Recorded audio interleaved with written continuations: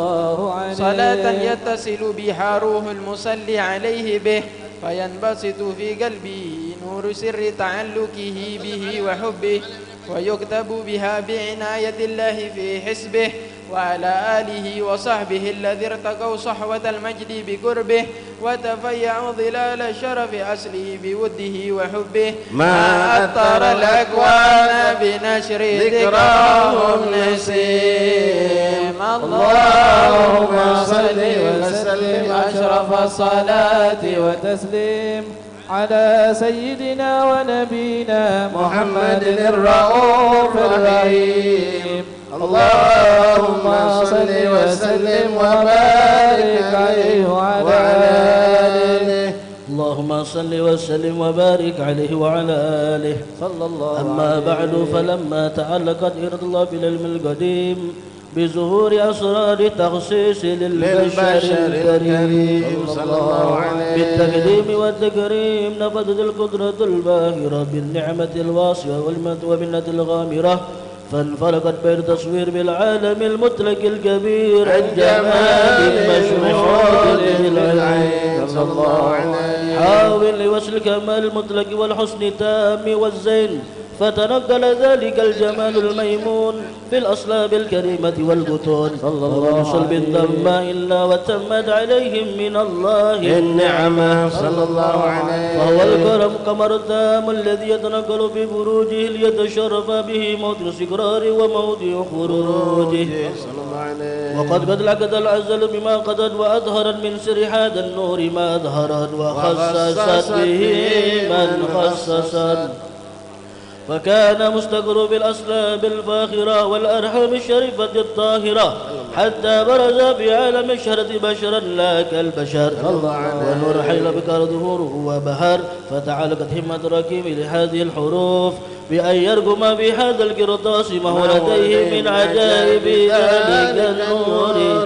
معروف وإن كانت الألسنة بإشار أوصى بذلك الموصوف تشويقا للسامعين من خواص المؤمنين وترويحا للمتعلقين بهذا النور المبين وإلا فأنا تعرف الكلام عن شؤون خير الأنام ولكن حزان إلى تدوين محبط من شر أشرف المخلوقين وما أكرم الله به في مولد من الفضل الذي عم العالمين صلى الله عليه وبقيت راية في الكون منشورة على مر الأيام والشهور والسنين داعي التعلق بهذه الحضرة الكريمة ولا يجد التشوق إلى السماء عصى بها العظيمة ولعل الله ينفع به المتكلم والسامع ويدخل بالشفاعة هذا النبي الشافع ويتروحان بروح ذلك النعيم اللهم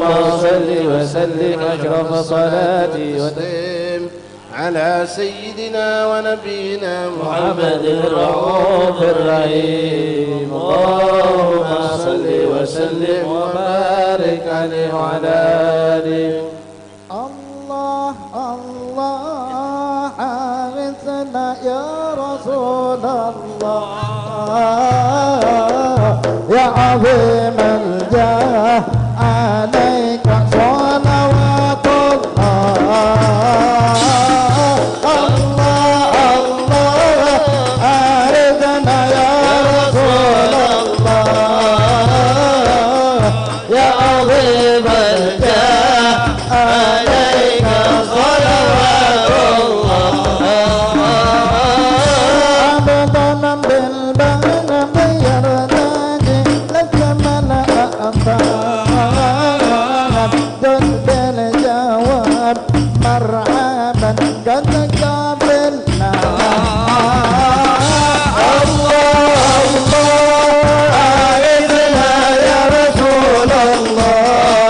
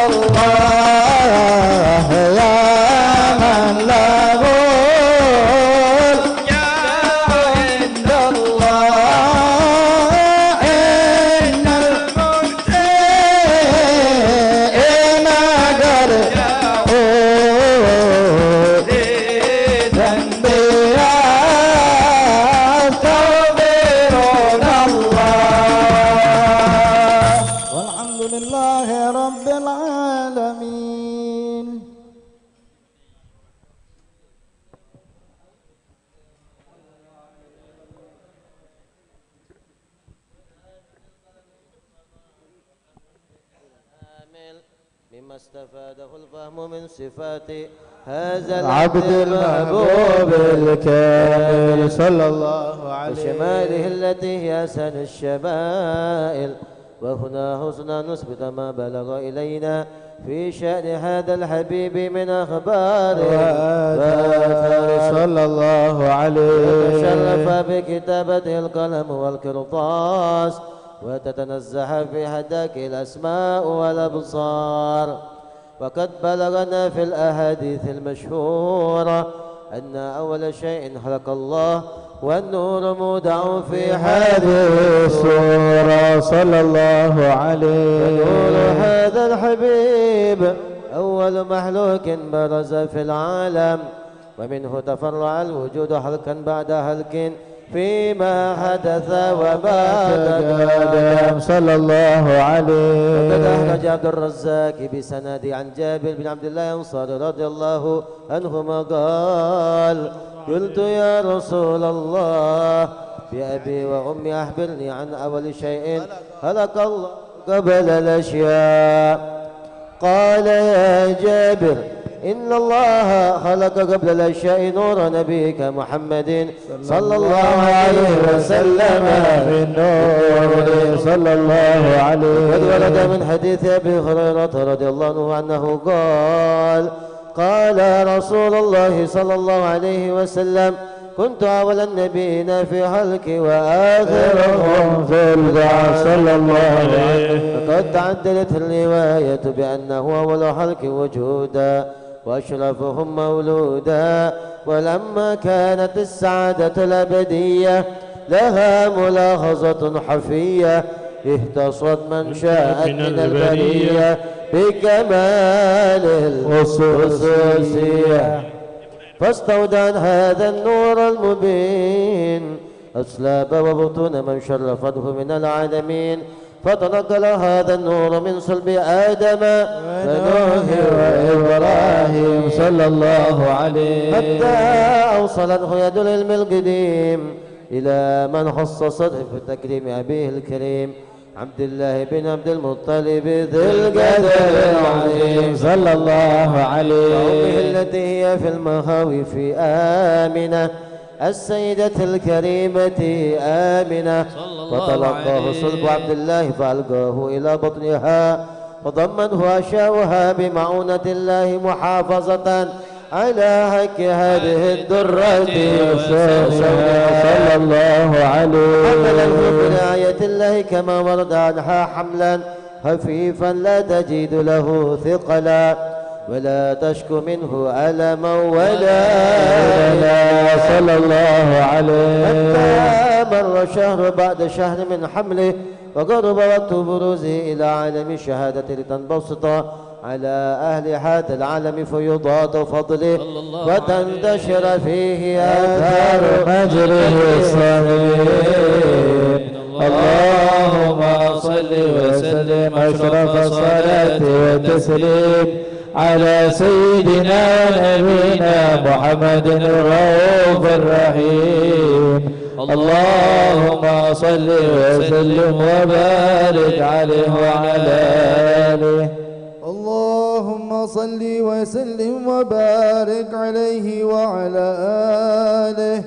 ومنذ علقت به هذه الدرة المكنونة والجوهرة المصونة والكون كله يصبح ويمسي في سرورتها صلى الله عليه. بظهور إشراق هذا السراج والعيون متشوفة إلى بروزه متشوقة إلى التقاط جواهر كنوزه صلى الله عليه. دابة لقريش نطقت بفصيح العبارة معلنة بكمال البشارة وما من حامل حملت في ذلك العام إلا أتت في حملها بغلام من بركات وسعادة هذا الإمام صلى الله عليه. ولم تزل بل الأرض والسماوات متضمخة بعطر الفرح بملاقاة أشرف البريات وبروزه من عالم الخفاء إلى عالم الظهور بعد تنقله في البطون والظهور صلى الله عليه. أظهر الله في الوجود بهجة التكريم وبسط في العالم الكبير مائدة التشريف والتعظيم ببروز هذا البشر الكريم. اللهم صل وسلم أشرف صلاة وتسليم على سيدنا ونبينا محمد الرؤوف الرحيم. اللهم صل وسلم وبارك عليه وعلى آله. الله يا الله الله الله يا الله والصلاة على المختار خير البرية. الله الله يا الله الله الله يا الله والصلاة على المختار خير البرية. بالصفا عاشت الأرواح شهنية فاغنم صفوها في ذي الليالي البهية. الله الله يا الله الله الله يا الله والصلاة على خير البرية. يا لها من ليالي شوق مرحمودية قرة العين فيها بالعطايا ثنية. الله الله يا الله الله يا الله والصلاة على المختار خير البرية. والقلوب ارتقت معراج يثعب رقية واطمأنت على تصحيح حق المعية. الله الله يا الله الله يا الله والصلاة على المختار خير البرية. رغبت في مصافة الصفات العالية بعد ما شاهدت معنى العلوم الخفية. الله الله يا الله الله يا الله والصلاة على المختار خير البرية. الله يا مولاي فافهموا سر معنى حكمها في القضية. الله يا مولاي واستجيبوا لها وحد شريف التحية. الله يا مولاي الله يا الله الله يا مولاي والصلاة على المختار خير البرية. الله يا مولاي في مجال تجلى للنفوس الذكية. الله يا مولاي من حقائق معاني طلعت الأحمدية. الله يا مولاي الله الله يا الله الله يا الله الله يا مولاي والصلاة على المختار خير البرية. الله يا مولاي سيد المرسلين المرسلين أحمد خيار البرية الله يا مولاي خير داعي دعانا للطريق السوية الله يا مولاي الله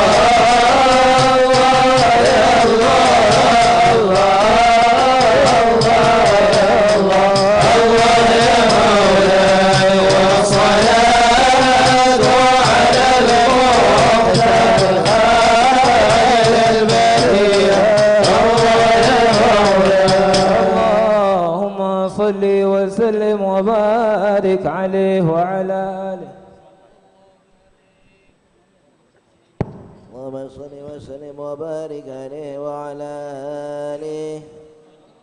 فحين قرب أوان وضع هذا الحبيب أعلنت السماوات والأرضون ومن فيهن بالترحيب، وأمطار الجود الإلهي على أهل الوجود تثج، وألسنة الملائكة بالتبشير العالمين تعيد. سبحان الله والحمد لله ولا إله إلا الله والله أكبر. سبحان الله والحمد لله ولا إله إلا الله والله أكبر. سبحان الله والحمد لله ولا إله إلا الله والله أكبر. والقدرة كشفت كنا هذا المستور ليبرز نور كاملا في عالم الظهور، نورا فاق كل نور صلى الله عليه. الحق حكمه على من أتم الله عليه النعمة من خواص الأمة أن يحضر عند ودعه أمة تعنيسا لجنابها المسعود ومشاركة لها في هذا السمات الممدور صلى الله عليه. فحضرت بتوفيق الله سيدة مريم وسيدة آسيا ومعهما من حور العين من قسم الله له من الشرف بالقسمة الوافية. صلى الله فات الوقت عليه. الذي رتب الله على حضوره وجود هذا المولود، فانفلق سبل الكمال من النور العمود، وبارز الحامد المحمود مذعنا لله بالتعظيم والسجود. صلى الله على محمد صلى الله عليه وسلم. صلى الله على Muhammad. Mohon yang di luar untuk tidak masuk ke dalam. Mohon untuk di pada posisi masing-masing. يا رسول الله سلام عليك يا رفيع الشان والدرج. يا رسول الله سلام عليك يا رفيع الشان والدرج. اللهم صل عليه. سلام عليك يا رفيع الشان والدرج. يا رسول الله سلام عليك يا رفيع الشان والدرج.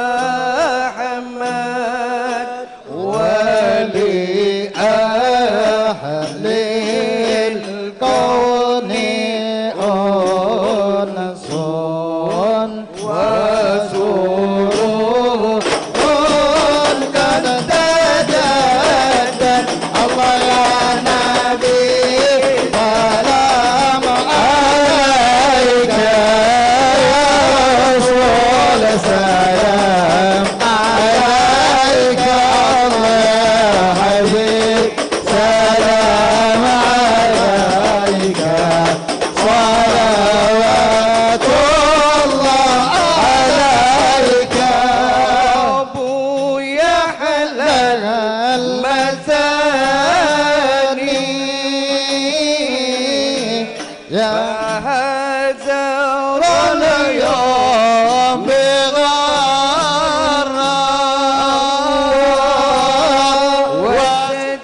وتبدئ من جمال فقابل الراق يا نبي سلام عليك يا رسول سلام عليك الله يا هادر سلام عليك صلوات الله عليك أنا المبشر بسعدين مستمر لا سينفع حيث لا أطاعا جمع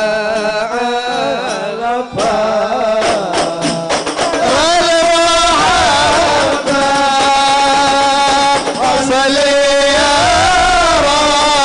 رافع على من النبي خير الأمينة المجابة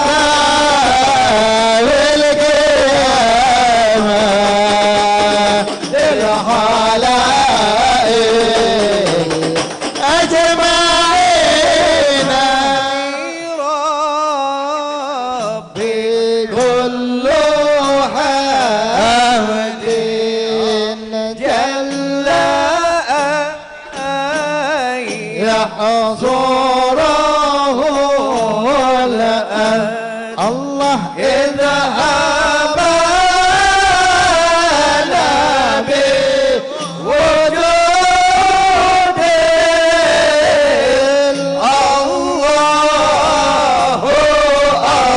الله مصطفى الهادي محمد يا نبي سلام عليك يا رسول سلام عليك الله يا حبيب سلام عليك الله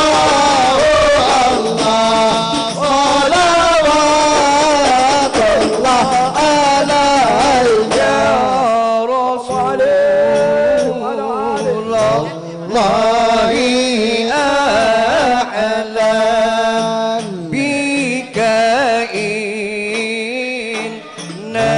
بك نسعد الله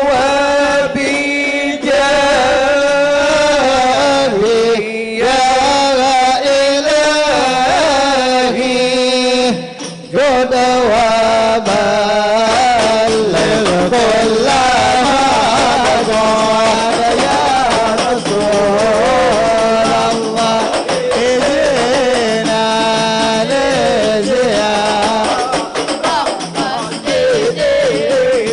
الله نرتجي منك شفاعة يا رب العالمين هدينا نحج سبيله يا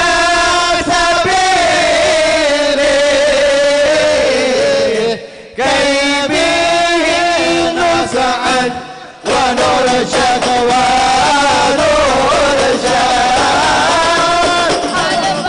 صلى الله على نبي الوجود من سكن طيبا وخيم في سرور الله الله الله مولا بملنا بجاه الله الله الله الله بجواره خير مكان الله الله الله الله لولا النبي رانا أيان الله الله الله الله بمكة والمدينة يا الله اغفر لي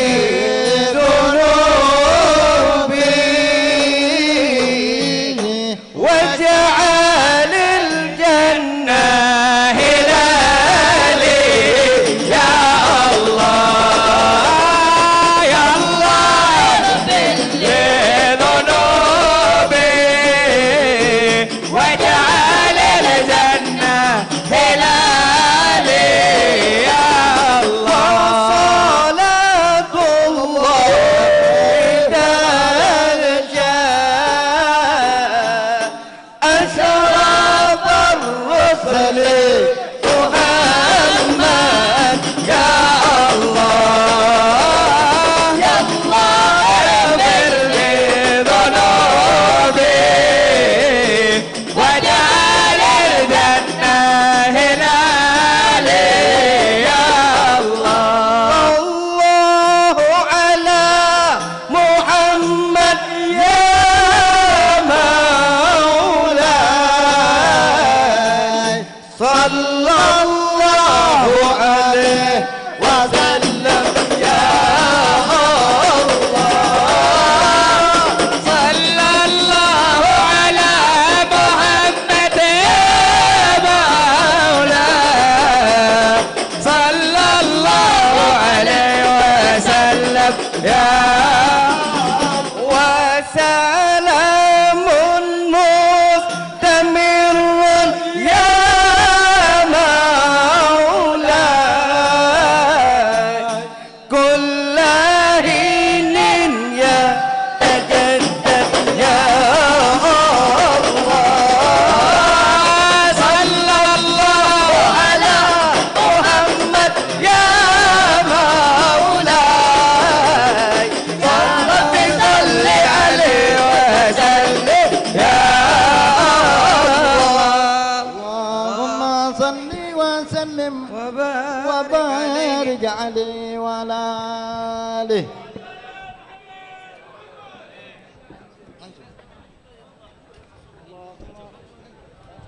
اللهم صل وسلم على سيدنا محمد وعلى آل سيدنا محمد لا ذلت مسرور يا قلبي بذكر السلاف لا ذلت مسرور يا قلبي بذكر السلاف أهلي ومن مثل أهلي في السلف والخلاف سادات قلبي بهم دائم وهو في شغاف إذا ذكرت صفات القوم دمعي ذراف أوصافهم ضاع جز الواصف إذا قد وصاف كم عابد منهم له سر الخفي انكشاف هوى جميع الفضائل والهلا والظراف يا هليلكم قادر عند الله على شرف ومن دخل فيه هماكم لا يخاف لا يخاف ومن تعلق بكم أدرك جميع التحف مني عليكم سلام آلاف ما برق راف وقفت بعثا بكم وانتم غناما وقاف ولي عليكم نسب عرف من قد عرف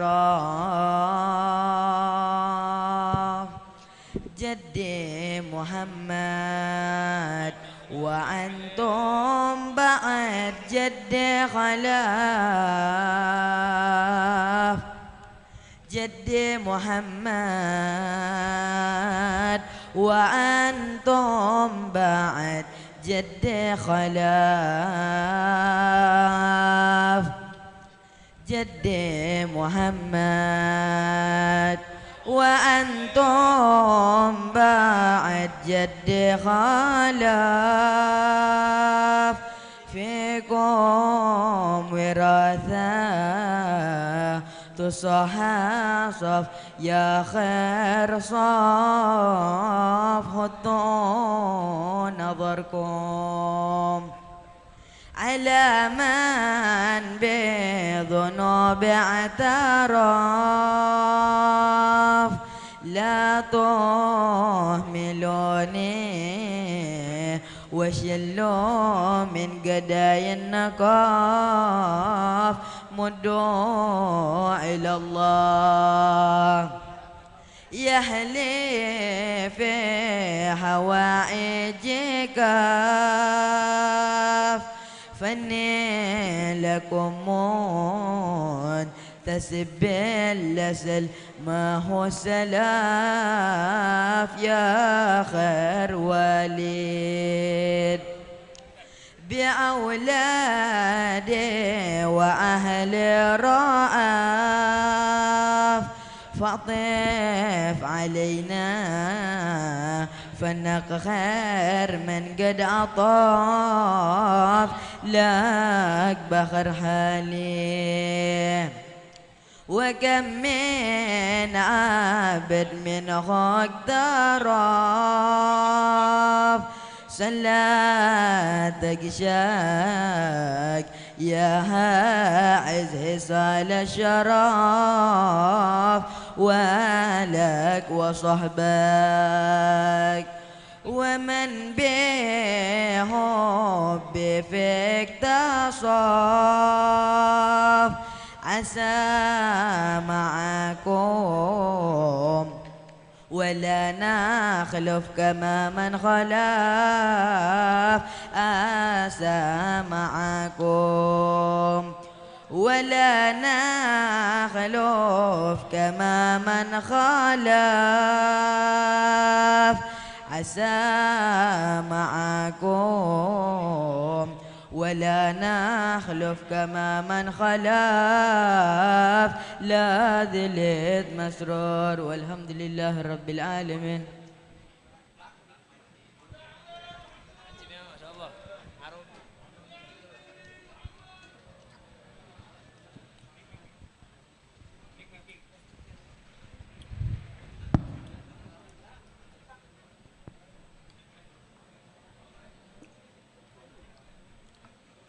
اللهم صل وسلم وأشرف الصلاة والتسليم على سيدنا ونبينا محمد الرؤوف الرحيم.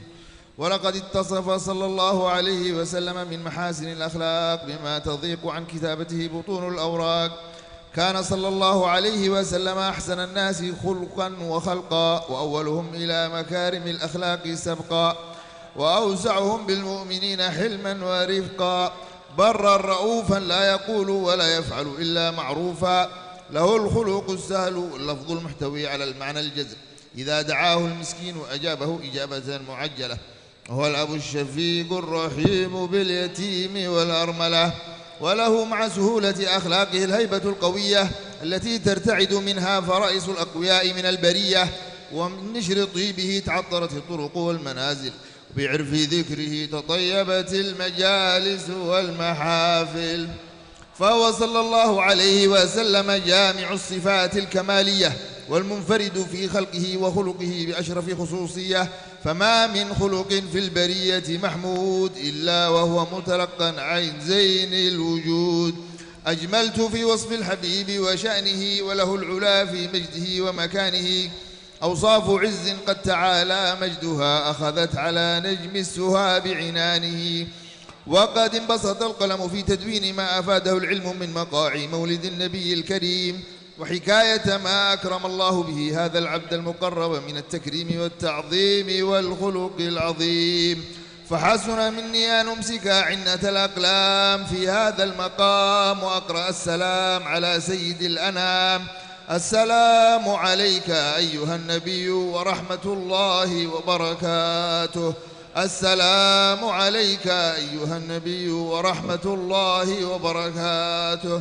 السلام عليك أيها النبي ورحمة الله وبركاته.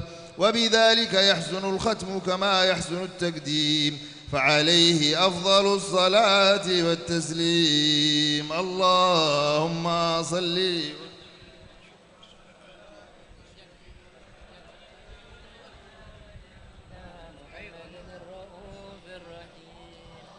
اللهم صل وسلم وبارك عليه وعلى آله.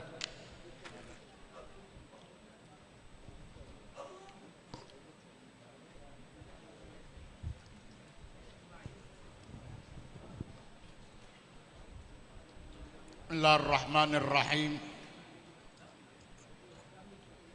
الحمد لله رب العالمين. اللهم صل وسلم على سيدنا محمد في الأولين والآخرين. صل وسلم على سيدنا محمد في النبيين والمرسلين. وصل وسلم على سيدنا محمد في كل وقت وحين. وصل وسلم على سيدنا محمد في الملائكة الأعلى إلى يوم الدين. وصلي وسلم على سيدنا محمد حتى ترث الأرض ومن عليها وأنت خير الوارثين.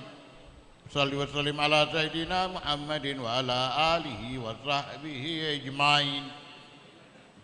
ولما نظم الفكر من دراري الأوصاف المحمدية عقودا، توجهت إلى الله متوسلا سيدي وحبيبي محمد صلى الله عليه وسلم أن يجعل سعيي فيه مشكورا فيه محمودا، وأن يكتب عملي بالأعمال المقبولة وتوجهي بالتوجهات الخالصة والصلات الموصولة. اللهم يا من إليه تتوجه الأعمال فتعود ظافرة، وعلى باب عزته تؤد الرحال فتغشاها من الفيوضات الغامرة.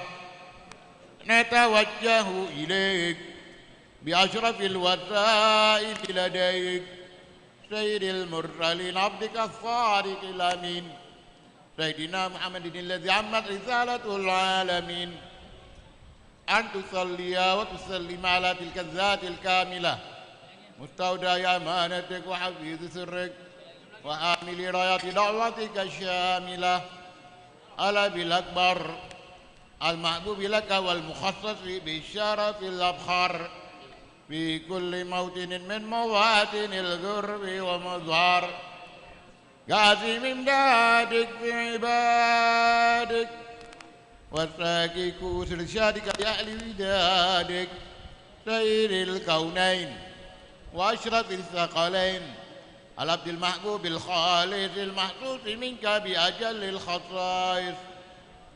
اللهم صل وسلم عليه وعلى آله وأصحابه وأهل حضرة اقترابه من أحبابه.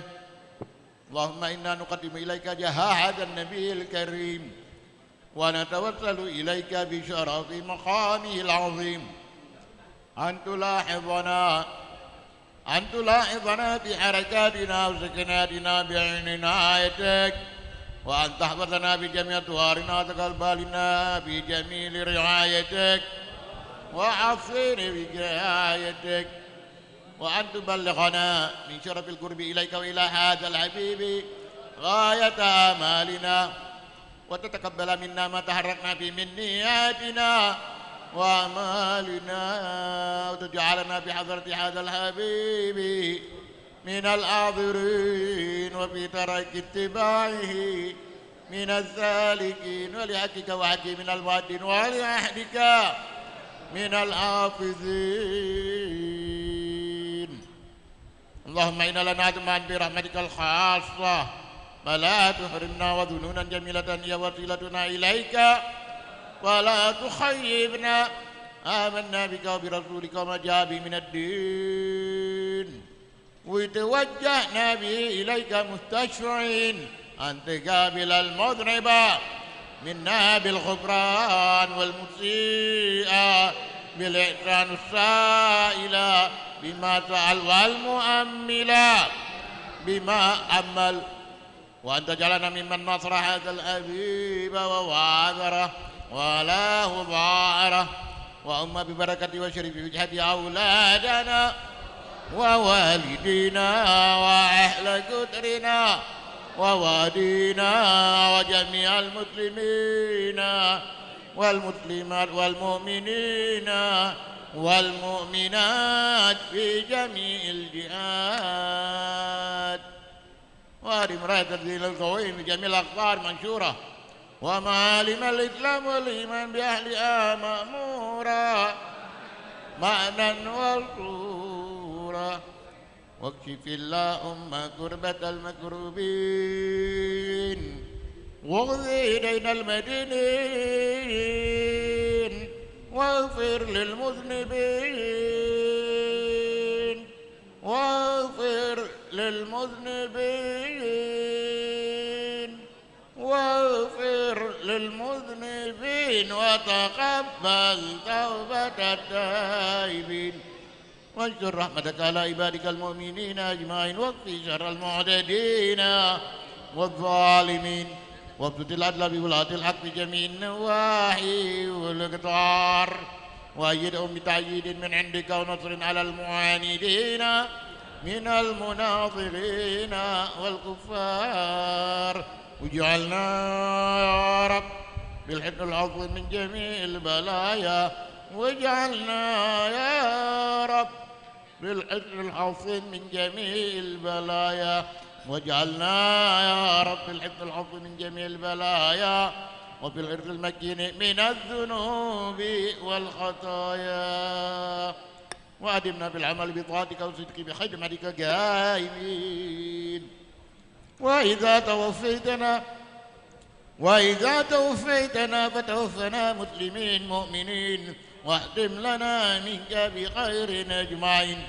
صل وسلم على هذا الحبيب المحبوب للأجسام والأرواح والقلوب، وعلى آله وصحبه ومن إليه منسوب، وآخر دعوانا أن الحمد لله رب العالمين. سبحان ربك رب العزة عما يصفون وسلام على المرسلين. الفاتحة بحق وجيش الرسول صلى الله عليه وسلم. الفاتحة.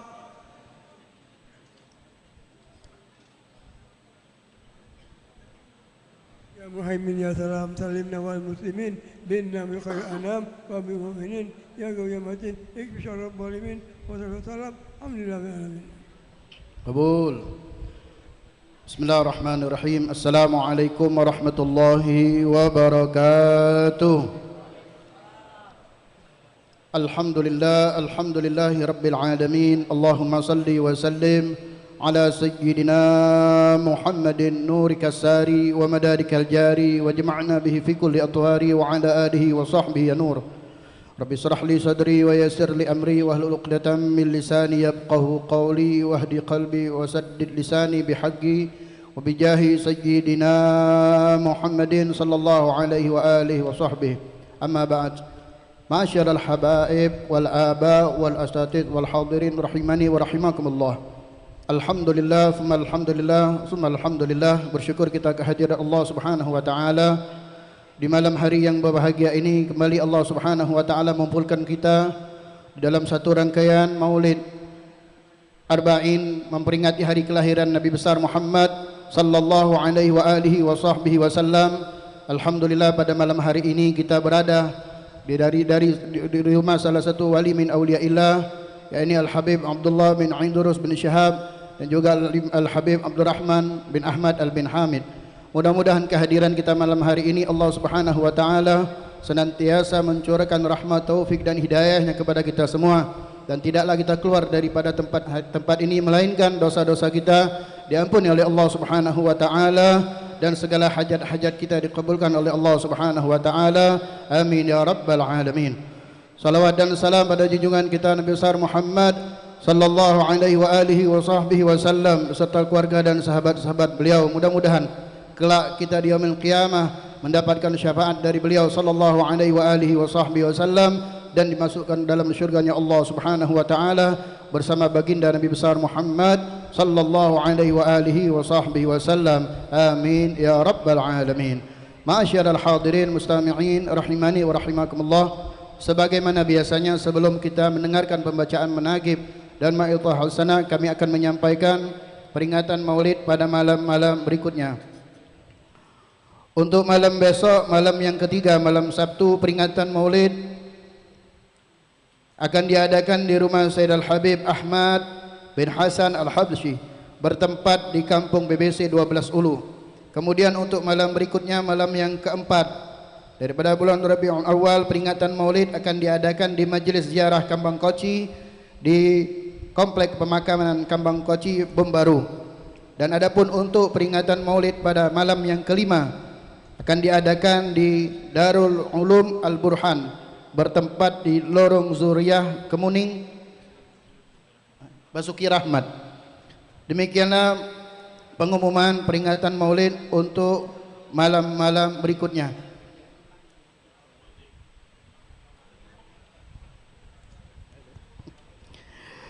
Ma'asyiral hadirin mustami'in rahimani wa rahimakumullah. Mari sama-sama kita dengarkan mau'izah hasanah yang akan disampaikan oleh Al-Ustaz Abdurrahman bin Hasan Al-Habsyi. Namun kita dengarkan terlebih dahulu pembacaan manaqib Al-Habib Abdullah bin Idrus bin Syihab dan Al-Habib Abdurrahman bin Ahmad Al-bin Hamid yang akan disampaikan oleh salah satu cucu beliau, yakni As-Sayyid Al-Fadil Ahmad Ferhat bin Abdurrahman bin Ahmad bin Abdurrahman bin Ahmad Al-bin Hamid. Fa'alaihi falyatafaddal mashkura. Sallallahu ala Muhammad.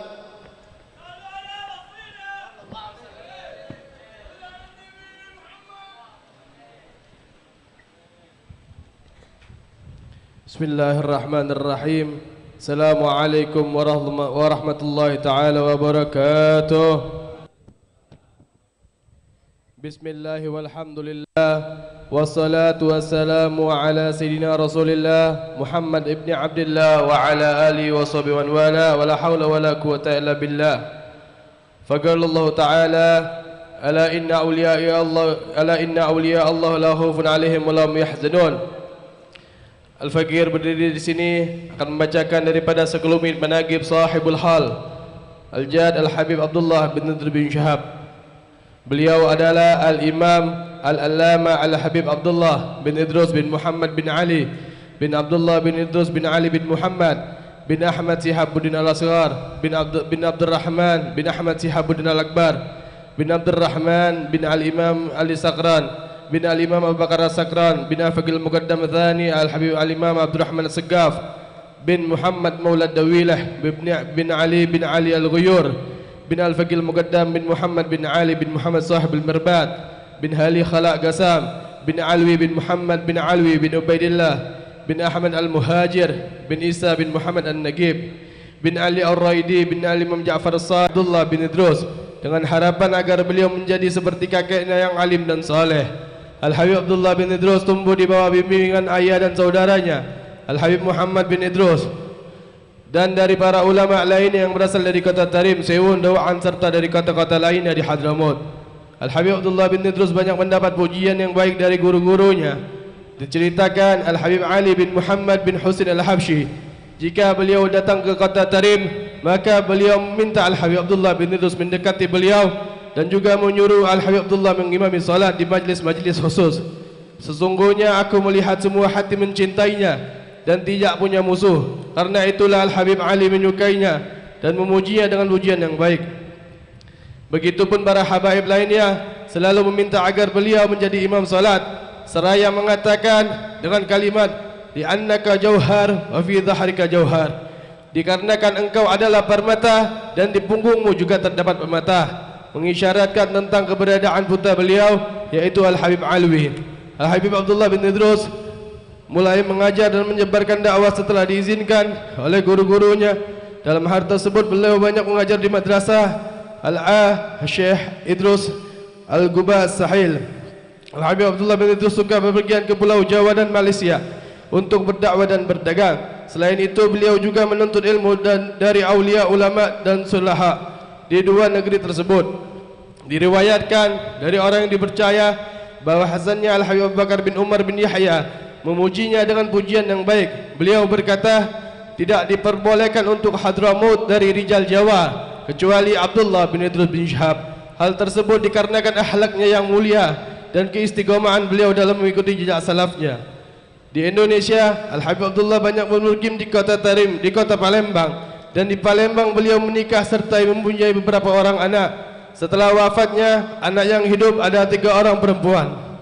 Kemudian pada tahun 1302 Hijriah, beliau kembali ke kota Tarim bersama para habaib, di antaranya Al-Alama Al-Munzid Al-Habib Muhammad bin Zalim Az-Zirri Singapura. Sampainya di Tarim, beliau berkeinginan untuk menikah, sehingga beliau banyak meminang penduduk Tarim, tapi mereka tidak menerimanya karena mereka tahu bahwasannya beliau banyak bermukim dan tidak lama jika bermukim ke kota Tarim. Sampai pada akhirnya beliau meminang anak perempuan daripada As-Sayyid Al-Fadil Al-Abid Al-Habib Muhammad bin Umar bin Ahmad bin Faqih yang bernama Syarifah Fatimah. Ketika Al-Habib Abdullah meminang Syarifah Fatimah yang mana ayahnya telah meninggal di Aden tahun 1283 Hijriah, hampir saja keluarga mereka menolak pinangan tersebut. Maka ketika Al-Habib Muhammad bin Abdurrahman bin Abu Bakar Al-Masyhur mendengar kemauan mereka untuk menolak Al-Habib Abdullah, beliau mendatangi dan menasihati mereka agar menerima pinangan Al-Habib Abdullah seraya berkata, terimalah dia agar putri kalian bisa mendapatkan keturunan darinya, karena aku melihat di punggungnya ada seorang anak yang akan bermanfaat untuk umat, dan aku mengharapkan putri kalian menjadi anak dari tersebut. Andai saja aku punya seorang putri, maka tidak akan aku nikahkan kecuali dengannya, Al-Habib Abdullah bin Idrus. Dan setelah mendekati akad nikah, Al-Habib Abdullah mendatangi gurunya Al-Imam Al-Habar Al-Alama Al-Habib Abdurrahman bin Muhammad bin Husin Al-Masyhur. Beliau berkata kepada gurunya, sesungguhnya Al-Imam Al-Arabillah Syekh Ali bin Abu Bakar As-Sakran mempunyai niat-niat yang beliau catatkan bagi orang-orang yang mau menikah, dan aku menginginkan darimu agar engkau berniat untukku dengan niat-niat tersebut. Maka gurunya menjawab dan mendoakannya agar mendapatkan zuriat mubarakah, seraya berkata, tidak ada yang meminta seperti ini selain engkau, tidak dari sada ataupun yang lainnya. Lahirnya Al-Habib Alwi, singkat cerita, setelah istri beliau Syarifah Fatimah hamil 7 bulan, Al-Habib Abdullah pergi ke Haramain untuk haji dan umrah, juga berziarah kepada Nabi Muhammad SAW. Di sana juga beliau banyak belajar dari ulama-ulama, di antaranya Al-Imam Al-Haramain Sayyid Ahmad Zainal Dahlan. Kemudian setelah itu beliau pulang ke Palembang.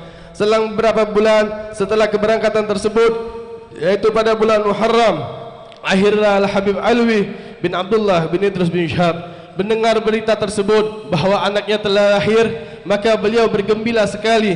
Beliau memperhatikan anaknya di masa kecil dengan perhatian ma'nawiyah serta memeliharanya dengan ruhaniyah. Walaupun secara lahiriah Habib Alwi tidak sempat bertemu dengan ayahnya, akan tetapi sungguh beliau telah mendapatkan didikan dan tarbiyah yang luar biasa secara ma'nawi, sebagaimana hal yang lazim terjadi pada aulia Allah terhadap murid-murid dan anak-anak mereka. Di samping adanya bimbingan lewat surat menyurat, kebanyakan berisikan nasihat dan wasiat untuk menuntut ilmu dan mencintai ahli ilmu dan salihin, serta mengikuti dari dan berpegang teguh pada jejak salafnya.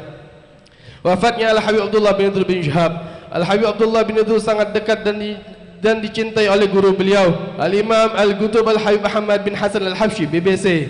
Bahkan pada tahun 1304 Hijriah, ketika Al-Habib Muhammad bin Hasan hendak ke Hadramaut untuk mengunjungi keluarganya di Syihir, beliau berkata kepada ahli Palembang saat itu, inilah khalifahku di negeri ini, seraya menunjuk daripada Al-Habib Abdullah bin Idris bin Syihab. Oleh karena itulah ketika di akhir umur Al-Habib Abdullah bin Idris bin Syihab terdengar kabar dari Tarim bahawa Al-Habib Abdullah akan kembali ke kota Tarim menetap sampai akhir hayatnya, Al-Habib Alwi mengatakan bahawa ayah beliau Al-Habib Abdullah tidak akan meninggal di kota Tarim dikarenakan seorang khalifah tidak akan wafat terkecuali di tempat ia menjadi khalifah. Al-Habib Abdullah bin Idris bin Syihab wafat pada tanggal 26 Zulhijjah 1327 Hijriah bertepatan dengan tanggal 8 Januari 1910 Masehi di kota Palembang dan dimakamkan di pemakaman Kubah Al-Habib Muhammad bin Syekh bin Syihab yang mana pada saat itu Al-Habib Alwi berumur kurang lebih 24 tahun. Diriwayatkan bahwasannya Al-Habib Alwi pernah menyatakan bahawa barang siapa berziarah sekali ke makam ayahnya di Palembang, maka hal tersebut sama dengan berziarah kepadanya di kota Tarim sebanyak 7 kali. Inilah sekelumit dari manaqib Al-Habib Abdullah bin Idris bin Syihab. Untuk lebih lengkap silakan membaca kitab Tuhfatul Ahbab wa Tadhkiratul Ulil Albab yang dikarang oleh Al-Allamah Al-Habib Umar bin Alwi bin Abu Bakar Al-Kab, serta kitab Rihalatul Asfar karya Al-Allamah Al-Habib Abu Bakar bin Ali bin Syihab, salah seorang pendiri Rabitah Alawiyah. Selanjutnya yaitu manaqib daripada Al-Habib Al-Jid Al-Habib Hamid bin Umar.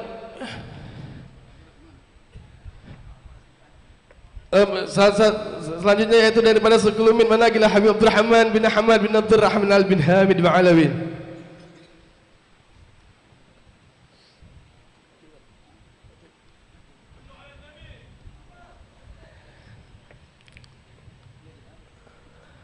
Itulah daripada sekelumit manaqib daripada Al-Habib Abdullah bin Idris bin Syihab Al-Fakir mewakili sahibul bait Al-Jid Al-Habib Abdullah bin Idris bin Syihab Al-Habib Ahmad bin Abdurrahman bin Hamid mengucapkan jazakallah khairan jazak. Terima kasih banyak atas kehadiran antum semua dan minta maaf yang sangat luar biasa apabila nanti dikala jamuan, dikala penempatan yang kurang pantas, yang tidak hormat. Sekali lagi Al-Fakir meminta maaf yang sebesar-besarnya kepada antum semua. Kepada Allah Al-Fakir mohon ampun. Rabbi fanfa'na bi barakatihim wa ahdina al-husna bi hurmatihim wa amitna fi tariqatihim wa mu'afatihim minal fitani ya Rabbi bil Mustafa balligh maqasidana wa ighfir lana ma madha ya wasi'al karami. Hadza wal assalamu alaikum warahmatullahi wabarakatuh. Sallallahu ala Muhammad.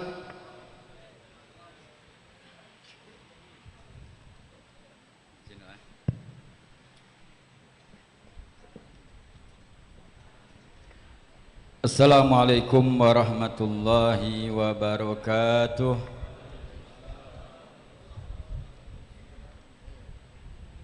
Alhamdulillah. Alhamdulillahilladzi hadana lihada wa ma kunna linahtadiya laula an hadanallah. Asyhadu an la ilaha illallah wahdahu la syarikalah wa asyhadu anna sayyidana wa nabiyana Muhammadan abduhu wa rasuluh. Allahumma salli wa sallim ala sayyidina Muhammad Miftahi babir rahmatillah adada ma fi ilmillah salatan wa salaman daimaini bidawami mulkillah wa ala alihi wa sahbihi wa man walah wala hawla wala quwata illa billah amma ba'd. Hadirin yang dimuliakan Allah Subhanahu wa taala, wabil khusus para habaib dan para guru-guru kita yang senantiasa mereka memberikan barokah, memberikan sambungan erat hubungan kita dengan Nabi Muhammad sallallahu alaihi wasallam. Di tengah-tengah kita ada Abuya Al-Habib Umar Abdul Aziz bin Abdurrahman bin Syihab, Wal Habib Muhsin bin Abdullah Al-Habsyi, dan orang tua kita yang senantiasa membimbing dan memberikan keberkatan dari tahun ke tahun. Hadir di Majlis Arba'in Al-Habib Ali bin Abdullah Al bin Hamid dan segenap keluarga Al bin Hamid dan juga keluarga Al-Habib Abdullah bin Idrus bin Syahab yang mengajak kita di malam hari yang penuh barokah ini untuk mendapatkan perhatian dari Nabi Muhammad sallallahu alaihi wasallam. Di malam Jumat yang penuh barokah, di bulan yang penuh dengan barokah. Malam Jumat yang dianjurkan oleh Nabi sallallahu alaihi wasallam untuk memperbanyak salawat kepada Nabi sallallahu alaihi wasallam. Aksiru salatu alayya fi lailatul gharra wa yamil azhar. Perbanyak bersalawat kepadaku di malam terang benderang, itu malam Jumat, dan di hari yang berbunga-bunga, itu di hari Jumat. Nabi SAW menganjurkan kita memperbanyak salawat. Dan di malam hari ini alhamdulillah, dari mulai duduknya kita langsung kita bersalawat kepada Nabi SAW. Berapa banyak kita bersalawat kepada Nabi SAW, ini anugerah dari Allah Subhanahu wa taala. Yang mungkin pada saat ini kita duduk di tempat ini, entah siapa yang lebih banyak mendapatkan keberkatan. Mungkin di antara kita yang duduk di belakang, mereka lebih banyak dapat barokahnya. Mungkin di antara yang hadir di tempat ini, yang tidak mungkin kita kenal, tapi mereka lebih menambahkan keberkatan di tempat ini. Maka dari itu bersyukur kita kepada Allah Subhanahu wa taala yang Allah bimbing kita dan mudahkan kita untuk hadir di tempat ini, untuk mendapatkan keberkatan yang luar biasa. Bahkan dalam riwayat 4 malaikat al-muqarrabin datang kepada Nabi sallallahu alaihi wasallam, yaitu malaikat Jibril, malaikat Mikail, malaikat Israfil, malaikat Izrail alaihi wassalatu wassalam. Datang kepada Nabi sallallahu alaihi wasallam, mereka menginginkan menyenangkan Nabi sallallahu alaihi wasallam. Karena para malaikat tahu bagaimana cintanya Nabi sallallahu alaihi wasallam kepada umatnya. Bagaimana kasih sayang Nabi sallallahu alaihi wasallam kepada umatnya. Malaikat tahu bagaimana cara menyenangkan Nabi sallallahu alaihi wasallam. Malaikat tahu bagaimana mereka bisa dekat dengan Nabi sallallahu alaihi wasallam. Ketika datang di hadapan Nabi sallallahu alaihi wasallam, malaikat Jibril langsung menyatakan kepada Nabi sallallahu alaihi wasallam, "Ya Rasulullah, man shalla alaika fi kulli yaumin asyra marrat." Barang siapa yang bersalawat kepadamu setiap harinya 10 kali. 10 kali salawat kepada Nabi sallallahu alaihi wasallam. Apa kata malaikat Jibril? Akhidhu biyadihi wa amru ala sirat kabarqil khatib. Aku akan pegang tangannya dan aku akan ajak, aku pimpin dia melewati sirat seperti kilat. 10 kali salawat kepada Nabi sallallahu alaihi wasallam. Dan malaikat Mikail pada saat itu langsung menyatakan kepada Nabi sallallahu alaihi wasallam, "Wa ana asqi min haudika ya Rasulullah." Dan aku akan memberikan minum kepadanya dari telagamu ya Rasulullah. Dan malaikat Israfil langsung menyatakan kepada Nabi sallallahu alaihi wasallam, "Sa'asjudu lillahi la arfa'u hatta yaghfirullahu dzunubahu." Aku akan sujud kepada Allah dan aku tidak akan mengangkat kepalaku hingga Allah mengampuni dosa-dosanya. Dan malaikat pencabut nyawa yang mungkin nanti akan kita temui, pasti kita akan temui. Pasti kita akan bertemu dengan malaikat maut. Dan kita akan merasakan itu. Malaikat maut menyatakan, "Ya Rasulullah, sa'akbidu ruhahu kama akbidu arwahal anbiya." Ya Rasulullah, aku akan cabut ruhnya seperti aku mencabut ruhnya para nabi. Sallu ala nabi. Allahumma salli wa sallim wa barik alaih wa ala alaih. Begitu agungnya bersalawat kepada Nabi sallallahu alaihi wasallam. Maka beruntung kita pada saat ini duduknya kita mendapatkan anugerah yang luar biasa. Malaikat tersebut sudah berjanji dengan Nabi Muhammad sallallahu alaihi wasallam akan membela kita. Karena tidak lain adalah karena Nabi sallallahu alaihi wasallam. Nabi sangat cinta kepada kita umatnya Nabi Muhammad sallallahu alaihi wasallam. Nabi sangat senang kepada kita. Maka apapun yang diucapkan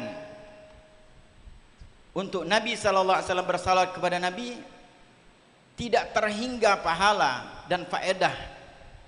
Hanya sebagian mungkin kita diungkapkan, baik itu di majelis-majelis taklim. Bersalawat kepada Nabi sallallahu alaihi wasallam. Bahkan ada seseorang ketika berziarah di pemakaman, hingga dia mendapatkan satu makam, bau harumnya luar biasa, hingga dia cari mungkin di situ ada pohon yang baunya harum, tapi ternyata tidak ada. Hingga dia teliti, ternyata sumber daripada bau harum tersebut dari satu kuburan yang biasa. Hingga akhirnya dia mau cari tahu ini kuburan siapa dan apa amalannya. Akhirnya didapatkan kuburan, kemudian dia datang keluarganya, ternyata ada istrinya masih hidup, dan dia bertanya, apa amalan suaminya? Istrinya menyatakan amalannya tidak ada yang istimewa.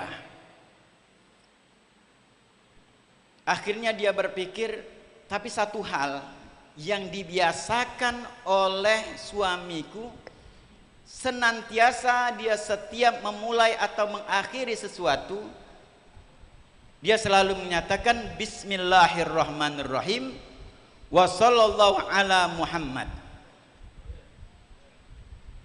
Sallu ala Nabi sallallahu alaihi wasallam. Itu yang diucapkan hingga akhirnya orang tersebut menyatakan ini sebabnya. Ini sebab kuburannya harum luar biasa karena dia membiasakan zikir ucapan Bismillahirrahmanirrahim wa sallallahu ala sayyidina Muhammad sallallahu alaihi wa ala alihi. Dan bahkan bagian ulama menyatakan seharusnya ini zikir dengan sighah ini dibiasakan diucapkan. Jadikan wirid keseharian. Karena di antara faedah ini zikir, Al-Imam Syekh Abdul Haq Al-Muhaddits di dalam kitab Jazbil Qulub, di situ menyebutkan hadis Nabi sallallahu alaihi wasallam. Nabi sallallahu alaihi wasallam menyatakan, "Idza jalastum faqulu bismillahirrahmanirrahim wa sallallahu ala Muhammad. Yu'inu subhanahu wa ta'ala alaikum malakan yamna'ukum anil ghibah. Wa idza qumtum qulu bismillahirrahmanirrahim wa sallallahu ala Muhammad. Yamna'allahu nasa an ghibatikum." Kata Nabi sallallahu alaihi wasallam, apabila kalian duduk, maka ucapkanlah bismillahirrahmanirrahim wa sallallahu ala Muhammad, maka Allah akan membantumu dengan malaikat, dan malaikat itu akan mencegah engkau daripada ghibah, mencegah engkau daripada membicarakan orang lain. Ini ghibah ini gampang, mudah untuk diucapkan, tapi bahayanya luar biasa, mengkikis amal. Makanya dikatakan ulama ini biasakan, kalau duduk baca bismillahirrahmanirrahim wa sallallahu ala Muhammad, malaikat akan mencegah kita untuk membicarakan orang lain. Dan dinamakan ghibah adalah menyebutkan kejelekan orang lain di belakangnya. Ini yang harus diucapkan, zikirnya sangat penting. Karena kadang-kadang kita tidak terlepas dari hal tersebut. Sangat mudah untuk diucapkan. Ini ghibah ini bukan fitnah. Ghibah ini memang terjadi, orang itu melakukan sesuatu hal, kita bicarakan di belakang. Oh, si fulan itu demikian, lawan bicaranya juga ngomong. Yang mendengar sama, yang mendengar juga mustami wal muhtab syarikala fil ithim. Orang yang mendengar dan yang ghibah sama-sama dapat dosa. Maka kita harus membiasakan diri. Ini memang tidak terlepas. Ana sendiri mungkin juga demikian, karena hal ghibah ini sangat mudah. Dosa yang sekarang ini sangat mudah, bahkan ada orang yang doyan ghibah. Ini di majelis maulid seperti ini. Bahkan ustadz tidak terlepas daripada berghibah. Mungkin ghibah, mungkin digibahi. Makanya resepnya yang kedua, selamat dari ghibahnya manusia. Kalau kalian berdiri ucapkan, kata Nabi Sallallahu Alaihi Wasallam, maka Allah akan membantu untuk mencegah orang lain manusia untuk menggibahi engkau. Zikir yang luar biasa. Shallu ala Nabi Sallallahu Alaihi Wasallam. Amal kita sedikit, ma'asyar hadirin yang dimuliakan Allah. Ibadah kita sedikit. Bukan seperti Suhaibul Bait Abdullah bin Idrus. Luar biasa tingkah lakunya, akhlaknya akhlak Nabi Sallallahu Alaihi Wasallam. Beliau tidak mengandalkan nasab beliau muliakan akhlaknya akhlak Nabi Sallallahu Alaihi Wasallam. Gurunya mengajarkan akhlak. Salah satu gurunya Al-Imam Sayyid Ahmad Zaini Dahlan, juga termasuk guru Hadratus Syekh Kiai Haji Hasyim Asy'ari, pendiri NU. Sama-sama kemarin diungkapkan. Salah satu guru itu Imam Sayyid Ahmad Zaini Dahlan, yang murid-murid beliau luar biasa. Akhlak beliau luar biasa, karena gurunya hebat. Meniru Nabi Muhammad Sallallahu Alaihi Wasallam. Mana tidak ada kemuliaan di dunia ini kecuali Nabi Sallallahu Alaihi Wasallam. Maka Nabi sudah mengajarkan berbagai macam senjata untuk kita terhindar dari para musibah. Bahkan Nabi Sallallahu Alaihi Wasallam sudah mengetahui bagaimana keadaan umat. Nabi memberikan cara. Karena di zaman sekarang ini, baik itu di dunia nyata maupun di media sosial, dunia maya, begitu gampangnya kita membicarakan aib-aib saudara kita muslim. Nabi SAW sudah mempersatukan kita di dalam wadah Islam. Nabi SAW sudah mengkikis, menghapus jejak-jejak jahiliyah. Yang mana di zaman jahiliyah membanggakan kesukuan. Sayyidina Abu Bakar Siddiq radhiyallahu ta'ala anhu wa ardha, ketika umat Islam masih sedikit, beliau minta kepada Nabi Sallallahu Alaihi Wasallam untuk berdakwah, menyampaikan risalah, terang-terangan kepengen. Nabi Sallallahu Alaihi Wasallam menyatakan, wahai Abu Bakar, kita masih sedikit, kita belum banyak, tapi ini Sayyidina Abu Bakar girohnya luar biasa, kepengen menyenangkan Nabi, kepengen membantu Nabi. Dia hanya memohon kepada Nabi untuk minta izin.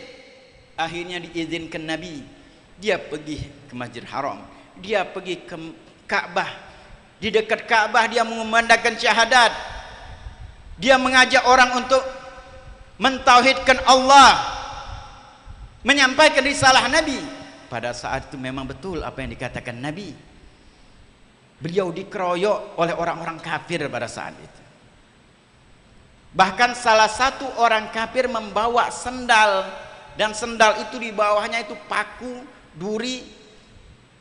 Dipukulkan kepada Sayyidina Abu Bakar Siddiq hingga mukanya berdarah, hingga beliau pingsan. Ketika beliau pingsan, karena pada saat itu adat jahiliyah itu masih ada, yaitu membela kesukuan Bani Taim, sukunya Sayyidina Abu Bakar Siddiq. Pada saat itu langsung bangkit mereka menolong Sayyidina Abu Bakar Siddiq Dan mereka menyatakan yang memukul tersebut kalau seandainya Abu Bakar meninggal, dia juga harus meninggal. Itu adat jahiliyah, belanya kesukuan. Jadi kalau ada yang meninggal, itu sukunya bangkit, bela. Nabi SAW ini menghapuskan masalah kesukuan. Kita sekarang umat Islam, begitu gampangnya kita dikotak-kotakkan, baik itu dengan organisasi, sebutan. Kadang-kadang kita anggap ini suatu hal penesan bahasa kita. Kamu wong ulu, kami wong eleh lain. Kamu wong ulu, kami wong eleh. Walaupun ini penesan tidak jadi masalah. Wong ulu itu kalau minum kopi, minum makan roti nyecel make.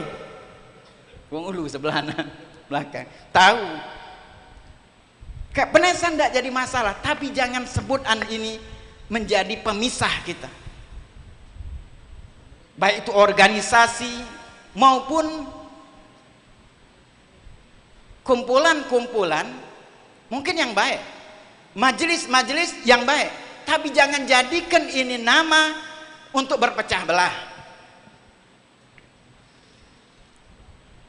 Almarhum Al-Habib Mahdi bin Syahab, akhir hayat beliau, di malam hari di Maulid Arba'in, selesai Maulid Arba'in, ana di samping beliau. Beliau ngomong apa pada saat itu? Beb, ana sudah nyium bau kita ini mulai banyak grup-grup. Kita ini lama membina, Beb, untuk mempersatukan asatid kumpul. Ini mulai dikatakan ana nyium mulai kita ini ada kelompok-kelompok. Dan pada saat itu beliau menyatakan tentang masalah alumni-alumni.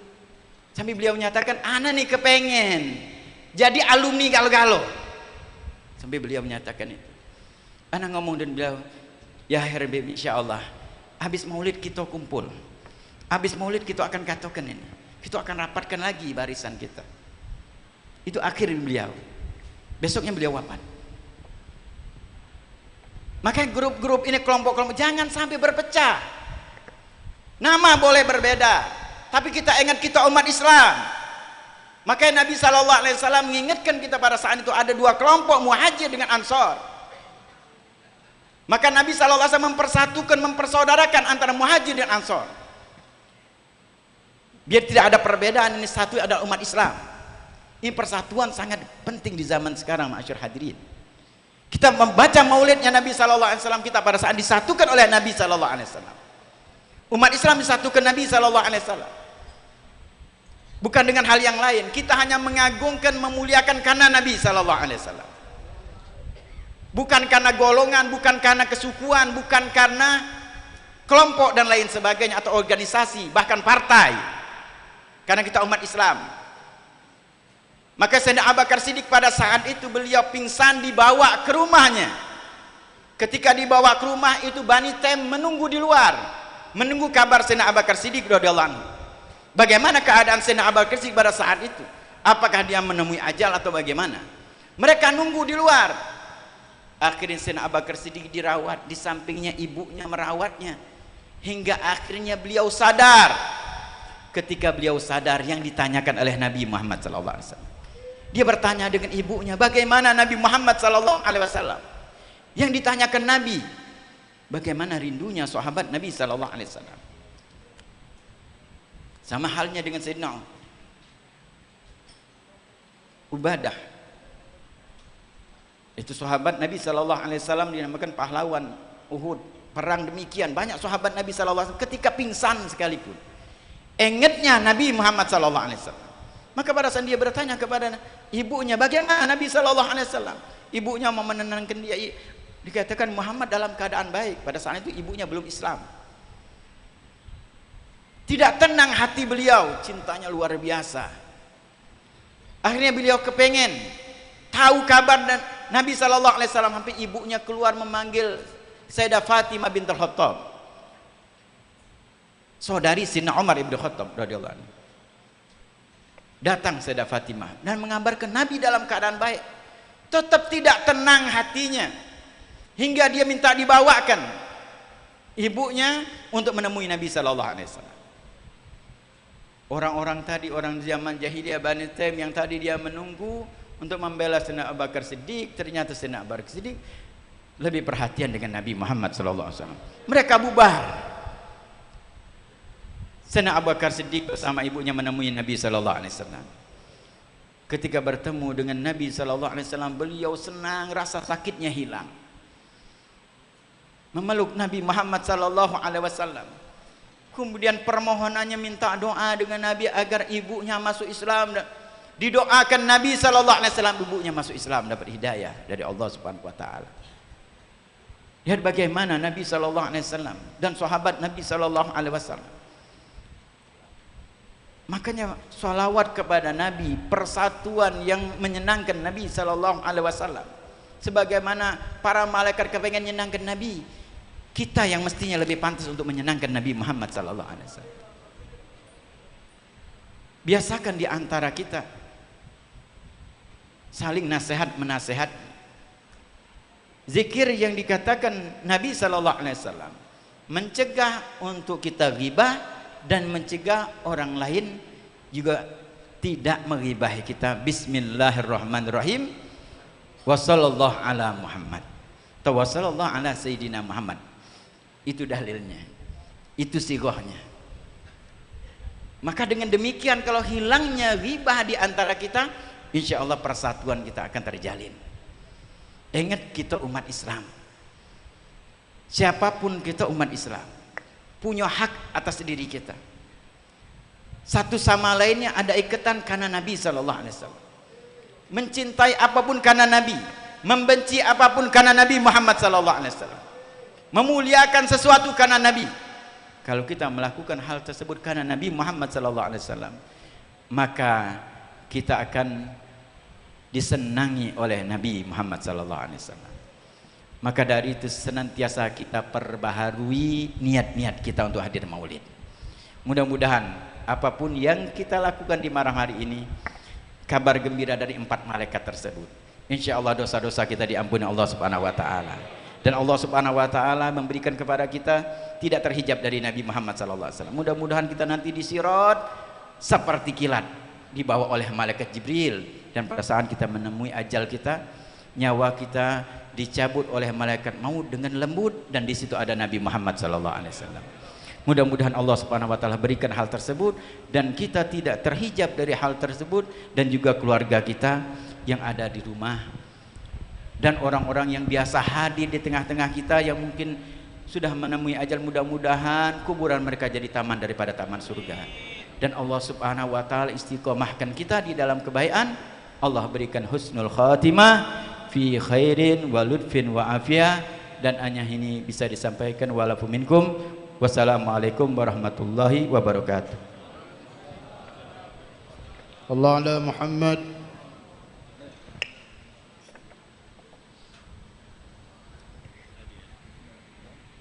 Bismillahirrahmanirrahim. Alhamdulillah wa la ilaha illallah wa sallallahu ala rasulillah.